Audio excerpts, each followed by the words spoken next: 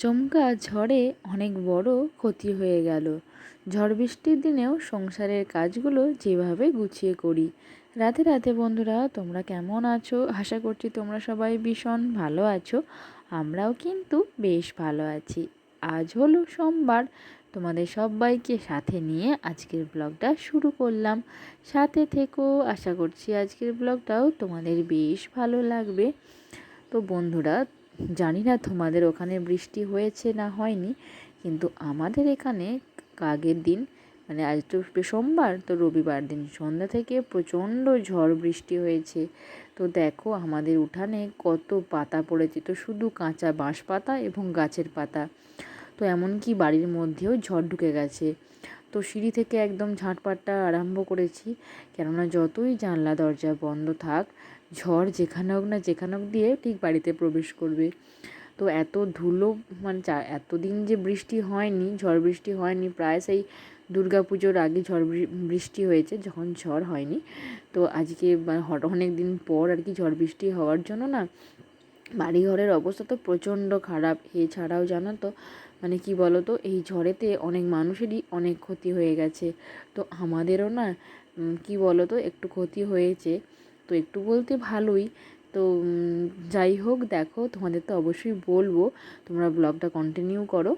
তো কি বলো তো, রান্নাঘরটা না একটু ঝেড়ে নিচ্ছি, কেননা এই ঝড়ের জন্য না কেমন ঝুলঝুল মতো লাগছে। এগুলো সব মনে হচ্ছে যেন বিশেষ, মানে রান্নাঘরটা যেন বেশি নোংরা হয়ে গেছে, কেননা এদিকে দরজাটা তো খোলা থাকে যাওয়া আসার জন্য। তো সেই জন্যই মনে হচ্ছে যেন বেশি ধুলো হয়ে গেছে। তো ভাবলাম আজকে রান্নাঘরটা একটু ডিপ ক্লিনিং করে নিই। তো সেই জন্যই আগে ওপরটা ঝেড়ে নিলাম। ওপরটা ঝেড়ে নিয়ে কি বলো তো, ওই মাকড়সার এখন অনেকটাই কম।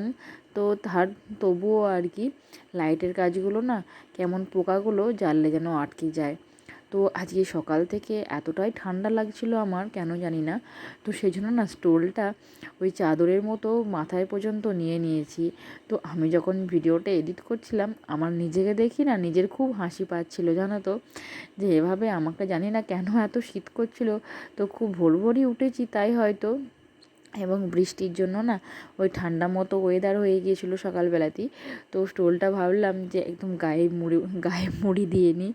তো তারপর যখন ভিডিও এডিট করে ভয়েস দিচ্ছিলাম, তখন তো নিজের দেখে সত্যি করি এত হাসি পাচ্ছিল। তো কি বলবো তোমাদের। তো যতক্ষণ মানে সকালের কাজকর্ম করেছি ততক্ষণ না এভাবেই স্টোলটা মুড়ি দিয়েছিলাম। তো তারপর দেখো ঝাঁটপাটগুলো সব দিয়ে নিচ্ছি। আর কি বলো তো, ওই বাইরের দিকটাও একদম ঝাঁটপাট দিয়ে দেব, তা না হলে যা পাতা পড়েছে এত নোংরা দেখতে লাগছে কি বলবো তোমাদের। এখনও ঘুমাচ্ছে, ঘুম থেকে ওঠেনি। আর কারেন্ট তো কালকে সন্ধ্যাবেলায় চলে গেছে। তো আজকে দুপুর পর্যন্ত, মানে এখনও পর্যন্ত আর কি কারেন্টের কোনো নাম নেই আসার। তো মোটরের জল, মানে ট্যাঙ্কির জল একদম পুরো শেষ। তো ওই যে আমাদের টিউবওয়েল আছে, তো ওটা দিয়ে এখন কাজ চালাতে হচ্ছে। আর এই ইনভার্টারের জন্য ছেলে যাই হোক সারা রাত ঘুমিয়েছে এবং এখনও ঘুমাচ্ছে। আর যাই হোক, দুপুর পর্যন্ত আমাদের এখনও ইনভার্টারটা চার্জ আছে, কিন্তু ওতে তো আর মোটর অন হবে না। তো সেই জন্য খুব অসুবিধাও হচ্ছে। তো এই ঝড় বৃষ্টির দিনে কাজ করতে এই একটা অসুবিধা। তো তোমাদের তো বলছিলাম যে আমাদের একটা ক্ষতি হয়ে গেছে। তো দেখতেই পাচ্ছ আমাদের বড় খড়ের যে পালুইটা আছে, তো তার মাথায় না যত খড় ছিল সব না এই ঝড়ে, মানে যে পালুইয়ের মাথাটা ছিল ঝড়ে পুরো উড়ে গেছে। এবং জানি না ভেতর পর্যন্ত বৃষ্টির জল চলে গেছে নাকি। তো যদি জল চলে যায় তাহলে তো খুবই ক্ষতি হবে, কেননা সারা বছর গরু খেতে পাবে না। একটা জল ঢুকে গেলে একটা খড়গুলো এত গন্ধ হয়ে যাবে যে গরুগুলো খেতেই পারবে না। আর এদিকে দেখো বাঁশঝাড় থেকে একটা লম্বা বড় বাঁশ গোড়া শুদ্ধ আমাদের খামার বাড়ির যে গাঁদা গাছ আছে তার উপরে একদম উল্টে পড়েছে। তো গাছটা তো উপড়েও গেছে, আর এই যে বাঁশটাও পুরো খামারে উল্টে গেছে, আর গোটা খামারময় কাঁচা বাঁশপাতা এবং পাতায় ভর্তি হয়ে গেছে। তো এগুলো সব পরিষ্কার তো করতেই হবে, এবং এই বাঁশ গাছটাও কেটে ফেলতে হবে। তো তোমাদের দাদাভাই তো সকাল থেকেই কাজে লেগে পড়েছে পরিষ্কার পরিচ্ছন্ন করার, বাগানোর এবং ওই পালুইটা দেখাশোনা করার, কেননা ওতে সারা বছরের খড় জমানো আছে আমাদের গরু খাওয়ার জন্য। তো ওটা নষ্ট হয়ে গেলে খুবই সমস্যার মুখে পড়তে হবে আমাদের। তো যাই হোক, ওখান থেকে এসে এবার বিছানা গুছিয়ে নেব, কেননা ছেলে ঘুম থেকে উঠে পড়েছে। তো শুধু ঝাঁটপাটটাই আমার দেয়া হয়েছে, এখনও অনেক কাজ বাকি আছে। তো বিছানাটাই প্রথমে গুছিয়ে নিচ্ছি। তো কি বলো তো, মানে এই জানলা তো একদমই খুলি না রাতের দিকে। তো এমনিতেই তো কালকে বৃষ্টি হয়েছিল, তারপর যদি রাতের দিকে এই বাড়ির রুমের জানলাগুলো আর কি খুলে দিতাম, ছেলের ঠিক ঠান্ডা লেগে যেত। তো যাই হোক, ওই ফ্যানটা অন ছিল হালকা করে, তো তাতেই ছেলে ভালোই ঘুমিয়েছে, আর আমাদেরও ভালোই রাতের দিকে ঘুমটা হয়েছে। তো না হলে এই জানলা দরজা বন্ধ থাকলে কিন্তু গরমে একদম ঘুমাতে পারতাম না।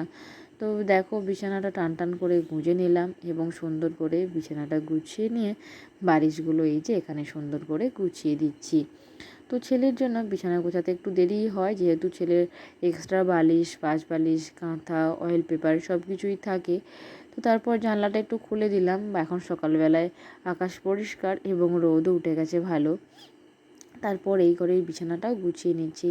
তো সকালবেলায় উঠে ওই বিছানা গোছানো, ঝাঁটপাট দেওয়া, মোছা, বাগানো এসব করতে করতে অনেকটা সময় চলে যায়। তারপর আজকে আবার সোমবার, মেয়ের টিফিন, মেয়ের জন্য ভাত রান্না সব কিছুই করতে হবে।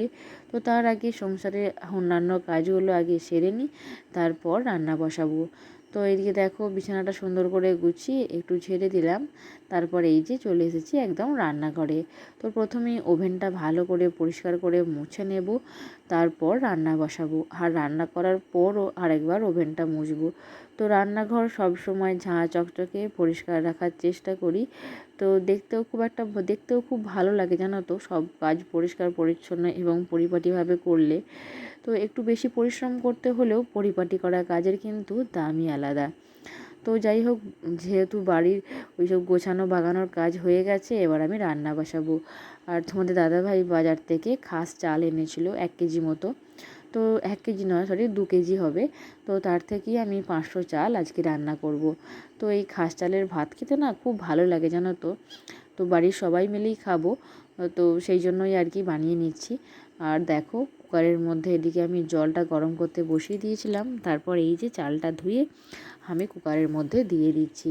তো তাহলে আর কি প্রথমে 2টো সিটি দিয়ে নামিয়ে রাখবো, তারপর আরেকবার জল দিয়ে নাড়াচাড়া করে আরেকবার বসিয়ে দেবো, তাহলেই ভালো মতো হয়ে যাবে।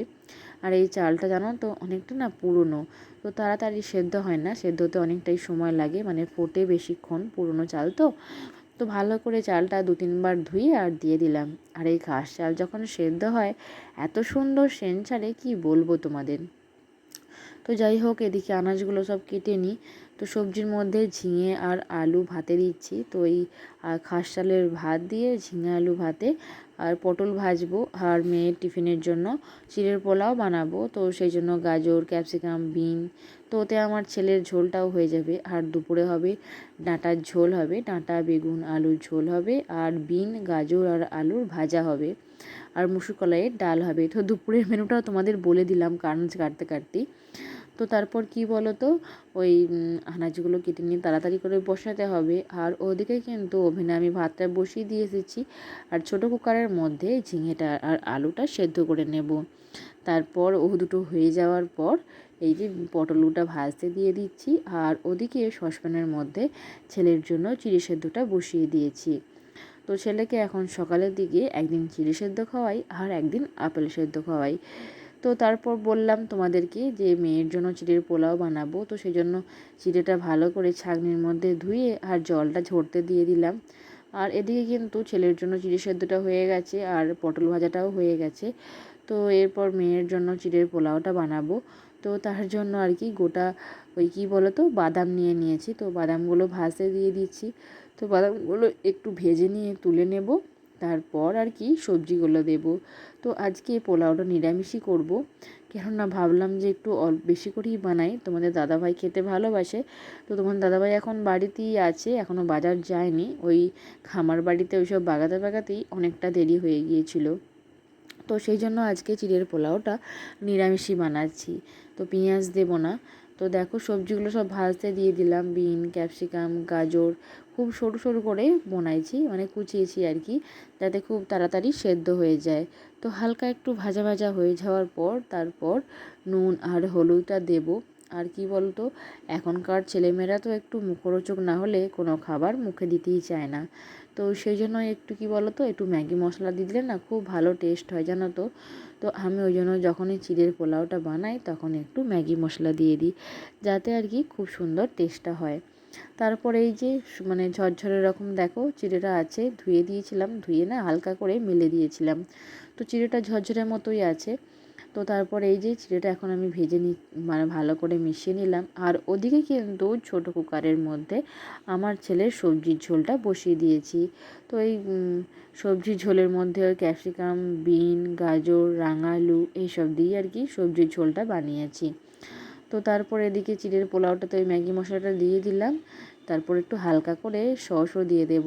তো টক ঝাল মিষ্টি সবের মিশ্রণে খেতে কিন্তু বেশ ভালো হবে জানো তো। তো তারপর দেখো আমার কিন্তু এদিকে মেয়ের টিফিন বানাতে বানাতে ছেলের দুপুরের ঝোল এবং ছেলের সকালের খাবারও বানানো হয়ে গেল। তো সকালবেলায় অনেকটাই সময় চলে যায় রান্নার কাজে। তো এর মাঝে কিন্তু ছেলের দেখাশোনাও আছে। তো ছেলে তো এখন চলতে পেরে গেছে বলে না, এখন এক জায়গায় একদমই খেলতে চায় না, তো চারিদিকে খেলে বেড়ায়। তো তাকে লক্ষ্য করার জন্য সবসময় আমাকে একজনকে রাখতেই হয়। তো এদিকে দেখো ওই ছোটো কুকার থেকে তো ওই ঝিঙে আর আলু যে সেদ্ধ করে রেখেছিলাম ওটা থালার মধ্যে বার করে রেখেছি, এবং ওই যে তেল আর লঙ্কা ভেজে নিয়ে ভালো করে নুনের মধ্যে লঙ্কাটা ঘষে আর আমি ঝিঙে আলু ভাতেটা মেখে নিচ্ছি। তো এই যে আলো চালের ভাতই হোক বা খাস চালের ভাতই হোক, তার সঙ্গে এই ঝিঙে আলু ভাতেটা না বেশ ভালো লাগে। তো সাথে যদি আবার ছোট পেঁয়াজ থাকে, তো আজকে না এই ছোট পেঁয়াজের কথা আমার এই হঠাৎ মনে পড়লো, কিন্তু আজকে না খাবার সময় একদমই মনে পড়েনি জানো তো। তো মনে পড়লে না অবশ্যই একটা নিতাম। তোমাদের দাদাভাই বাজার থেকে ছোট পেঁয়াজ এনেছিল। তো আমার তো এই যে সেটটা মানে ওই ছোট পেঁয়াজ আলু ভাতে আর ভাত এত ভালো লাগে কি বলবো তোমাদের। তো তারপর মেয়েকে খাবার রেডি করে দিয়ে দিলাম, আর আমি স্নান টান সেরে ঠাকুর ঘরে চলে এসেছি। ঠাকুর ঘরে পুজোটা আজকে বড় মাই করেছিল। তো আমি ঠাকুর ঘরটা সুন্দর করে থালা বাসনগুলো যেগুলো ছিল রেকাবিগুলো ধুয়ে আর ঠাকুর ঘরটা মুছে দিলাম। আমার আজকের ব্লগটা এখানেই শেষ করলাম, আবার দেখা হবে নেক্সট ব্লগে। রাধে রাধে।